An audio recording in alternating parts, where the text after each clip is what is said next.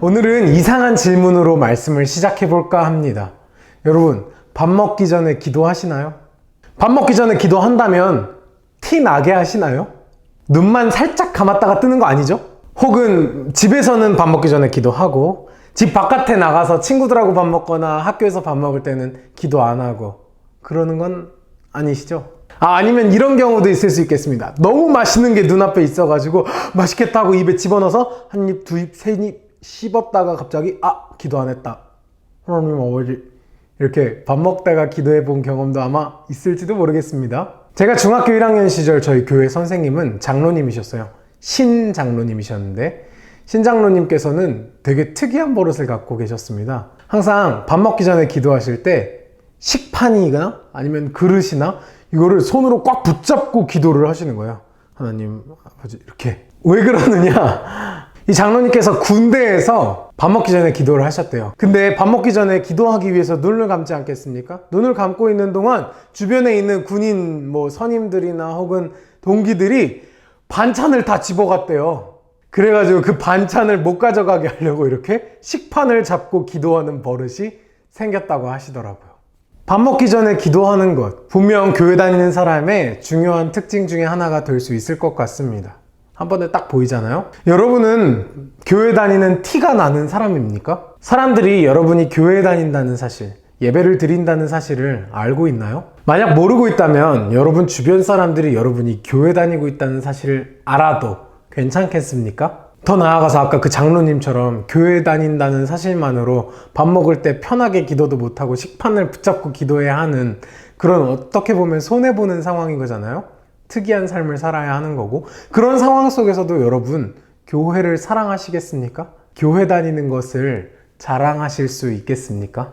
오늘 본문 말씀은 사도행전의 맨 마지막 말씀입니다. 하나님의 나라를 전파하며 주 예수 그리스도에 관한 모든 것을 담대하게 거침없이 가르치더라. 사도 바울은 원래 예수님을 믿는 사람들을 핍박하던 사람 중 하나였습니다. 좀 더 쉽게 말씀을 드리자면 사도 바울이 사울이라는 이름으로 활동하던 시절, 그는 하나님을 믿는 사람이었습니다. 그것도 아주 열정적으로 하나님을 믿는 사람이었습니다. 하지만 예수님은 믿지 않았습니다. 예수님께서 하나님의 아들이시라는 사실도, 예수님께서 부활하셨다는 사실도 믿지 않았습니다. 오히려 예수님을 믿는다고 하는 사람들을 찾아가서 그들을 이단으로 정죄하고 그들을 감옥에 집어넣는 그런 핍박하는 일을 했던 사람 중 하나였죠. 하루는 이 사울이 예수님을 믿는 사람들을 잡으러, 감옥에 집어넣으러 또 다마스쿠스라는 곳으로 향하고 있었습니다. 그곳에 예수님을 믿는 사람들이 모여 있었나 봐요. 그곳으로 향하던 중에 하늘에서 강한 빛이 내리쬐고 구구궁 큰 소리가 들리더니 사울은 앞을 보지 못하게 되었습니다. 그리고 한 가지 음성을 듣게 되는데, 땅에 엎드려져 들음에 소리가 있어 이르시되 사울아 사울아 내가 어찌하여 나를 박해하느냐 하시거늘. 그렇습니다. 사울이 그 순간 예수님을 만나게 된 것입니다. 사울이 들었던 음성은 예수님의 음성이었습니다. 그렇게 사울은 예수님을 믿는 사람들을 찾아다니던 사람에서 이제는 예수님을 믿지 않는 사람들을 찾아다니는 사람이 되었습니다. 복음을 전하는 사람이 된 것이죠. 그 이후로 사울은 바울이라고 불리게 됩니다. 바울이라는 이름으로 활동하게 됩니다. 바울의 삶은 완전히 달라졌습니다. 특히 사도 바울은 복음이 유대인, 이스라엘 사람들 그 너머 이방인들과 전 세계 사람들에게까지 복음이 퍼져나가는데 아주 중요한 역할을 한 사람이었습니다. 특히 사도 바울은 유대인들, 이스라엘 사람들 뿐만 아니라 이방인들, 전 세계 사람들에게까지 복음이 퍼지는데 아주 중요한 역할을 감당했습니다. 그야말로 놀라운 변화가 일어난 거죠. 바울의 예수님 사랑은 그렇게 진행되었습니다.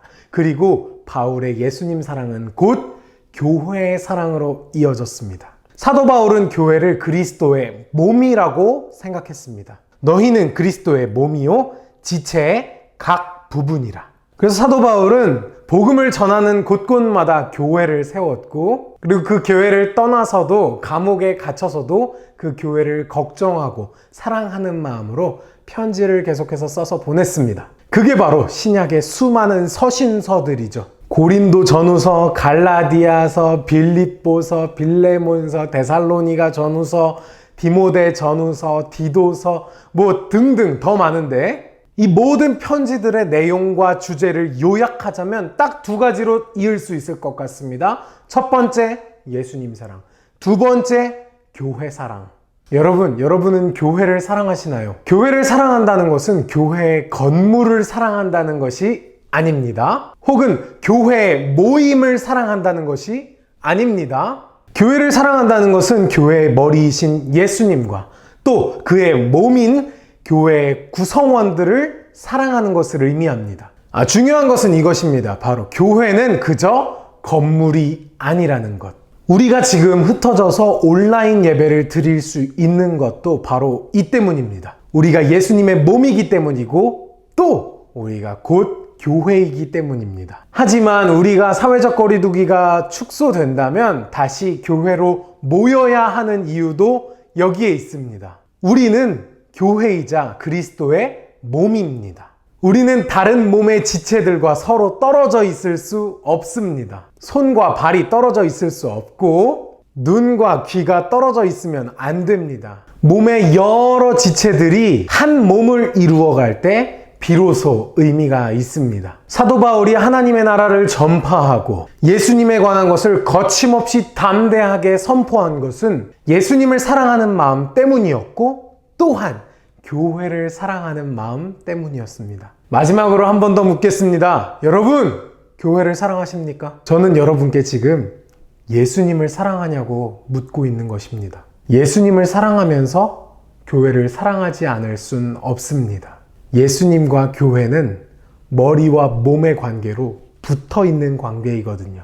청소년 시기를 살아가면서 유행과 사회적 흐름에 민감해지는 것 당연합니다. 그것들을 무시하고 오직 성경 말씀만 보고 살아가라. 가요는 듣지 말고 찬양만 들어라. 게임할 시간에 기도 좀 해라. 제가 지금 그런 얘기를 하려는 게 아닙니다. 저는 지금 우리가 절대 놓치지 말아야 하는 것이 있다는 것을 말하고 있습니다. 우리가 놓치지 말아야 할 것은 무엇입니까? 바로 예수님을 향한 사랑입니다. 사실 요즘 세상이 교회 다닌다고 말하기가 쉽지 않은 세상입니다. 왠지 편견을 가질 것만 같죠? 특히 청소년 친구들은 교회 다닌다고 하면 뭐야, 너 아직도 엄마 아빠 따라서 교회 다녀? 이런 시선으로 사람들이 바라볼 것 같잖아요. 손해볼 것 같기도 하잖아요. 오늘 말씀 맨 처음에 이야기 드렸던 그 장로님 이야기처럼 내가 기도하는 동안 내 식판에 있는 반찬 다 빼앗길 것 같잖아요. 내가 예배 드리는 동안 내 성적보다 다른 친구들이 더 많이 치고 올라갈 것 같잖아요. 내가 교회 다니는 동안 다른 친구들은 더 재밌게 더 좋은 추억 만들면서 더 잘 놀 것 같잖아요. 교회 나와서는 도대체 이득이 없는 것 같잖아요. 손해보는 일밖에 없는 것 같잖아요. 그런데도 예수님 사랑하시겠냐고요. 그런데도 예수님 사랑하시냐고요. 교회 사랑하시냐고요. 그렇습니다. 어쩌면 요즘처럼 교회가 욕을 먹고 또 미움을 받는 이런 시절에 교회를 다니는 게 도대체 무슨 의미가 있겠나 싶으실 수도 있습니다. 하지만 그때에도 우리가 먼저 붙잡아야 할 것은 예수님의 사랑입니다.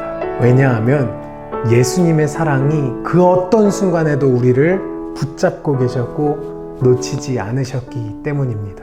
예수님을 사랑할 때 우리의 마음에 교회를 사랑하는 마음이 자연스럽게 생겨납니다. 건물이 아니라, 모임이 아니라 예수 그리스도의 몸된 교회를 사랑하시는 여러분이 되시길 주님의 이름으로 축복합니다.